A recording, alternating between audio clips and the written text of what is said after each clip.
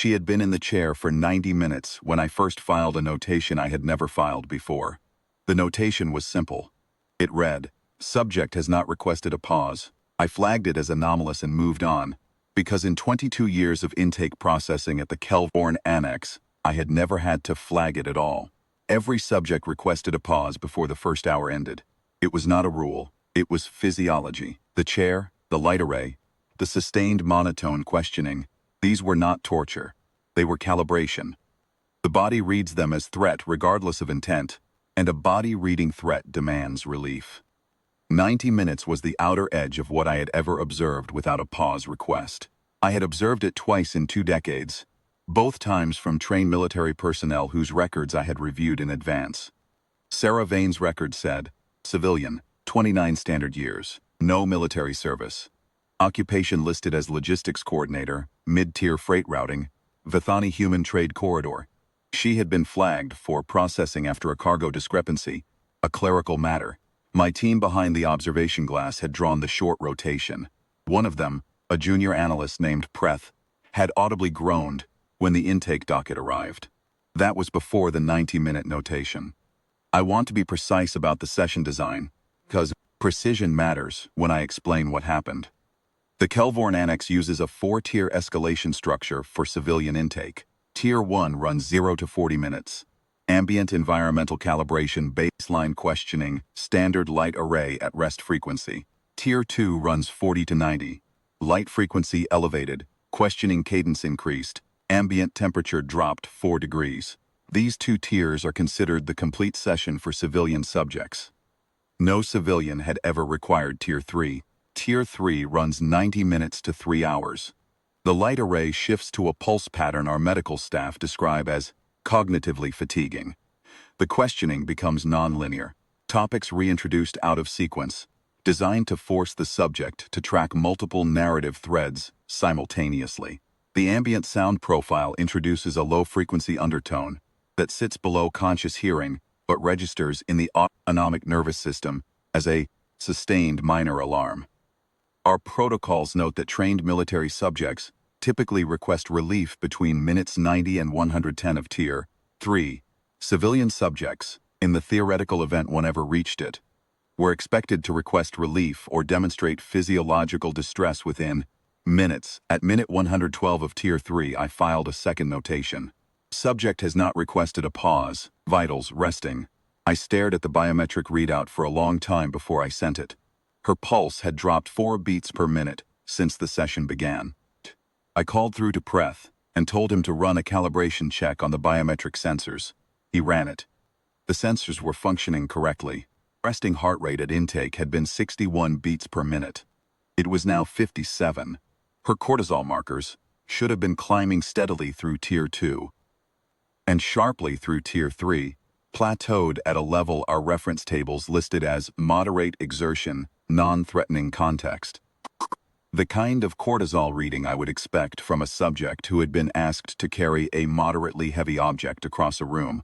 I initiated Tier 4 at the 3-hour mark. This is the part of my report that the Oversight Committee asked me to detail carefully, because Tier 4 is not a standard intake procedure.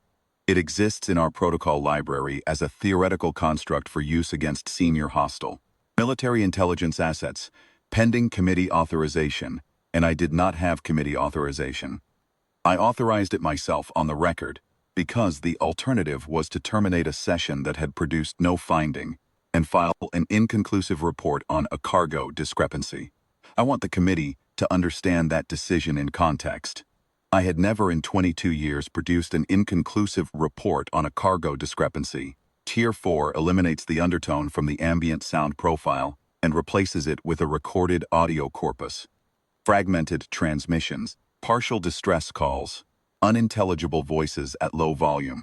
The intention is to engage the pattern recognition functions of the subject's cognition and direct them toward anxiety. The light array intensifies. The temperature drops a further 6 degrees. The questioning shifts to direct confrontation. Inconsistencies in the subject's account are named explicitly with implication of consequence. Sarah Vane into Tier 4 at hour 3, and I watched her through the observation glass. She tilted her head slightly to the left when the ambient audio engaged. I noted this, then she was still. 11 minutes she sat without movement, while I pressed the inconsistencies in her cargo manifest. She answered each one. Answers were not elaborate. She did not build defensive narrative structures around herself the way subjects under pressure typically do. She answered in short sentences and then stopped. The silence after each answer was hers, not mine. She was comfortable in it in a way that I was not. Minute 14 of Tier 4. I asked her directly whether she understood the potential consequences of continued inconsistency in her account. She said yes. I waited for more. There was no more. I asked her to elaborate. She said, I've told you what I know. If the manifest has errors, they're upstream of me. I've worked that corridor for 6 years, and I've never had a flag before today. Voice was the same as it had been at minute 1 of the session. Not flat. She was engaged, present, tracking every question. There was no strain in it. I have interviewed several thousand subjects across my career. I know what a voice sounds like when its owner is managing fear. There is a quality of maintenance to it, fraction of attention diverted toward internal regulation, that the voice carries whether the subject knows it or not. Voice had no maintenance quality. It was not the voice of someone managing fear. It was the voice of someone sitting in a room. At hour 5, I suspended the session for 30 minutes under the pretense of a procedural interval. Shh. The actual reason was that I needed to consult the reference literature. I searched our xenobiology database for documentation on human stress response duration and physiological floor. The relevant entry was brief. It noted that human subjects under sustained psychological pressure frequently exhibit an acclimation response, in which the autonomic stress reaction, after an initial peak, habituates to the stressor and returns toward baseline. The entry noted this as a documented phenomenon, but flagged it as poorly understood.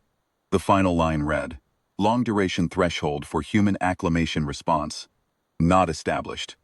I returned to the room at hour 5:30 minutes. Tray had been refreshed during the interval. She had eaten everything on it.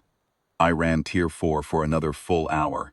At no point during that hour did her biometrics deviate meaningfully from the plateau they had established in Tier 2.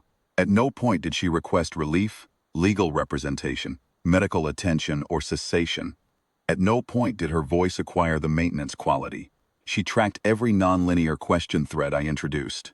She corrected me twice when I misquoted her earlier answers back to her. Not defensively, precisely, the way a person corrects a minor factual error in casual conversation. At hour 6, I terminated the session. I told her the processing interval was complete and that she was free to return to her transit accommodation pending cargo review. She stood, stretched her back once with both hands pressed flat against her lower spine, and asked whether follow-up questioning would be required.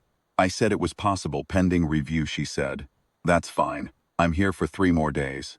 Then she asked, and I have replayed this on the session recording many times since, whether we could schedule it for the morning rather than the afternoon. She said. She tended to be sharper in the morning. I filed the session report that evening. The cargo discrepancy was resolved by a clerical amendment at 0200 the following day. An upstream routing error, as she had said. The committee has asked why, given that finding, I upgraded her individual threat tier from civilian unclassified to a classification that requires committee review for any future contact. I have tried to write a precise answer to that question. The answer is this. In 6 hours of Tier 4 interrogation, her resting heart rate had not risen. It had dropped 11 beats per minute from intake. She had asked to continue in the morning. Not because she was defiant. There was nothing defiant about her. Because it had not been difficult. That is what I filed. That is why the tier was changed. I have processed several thousand subjects. I have never once, in 22 years, had a subject ask to schedule a follow-up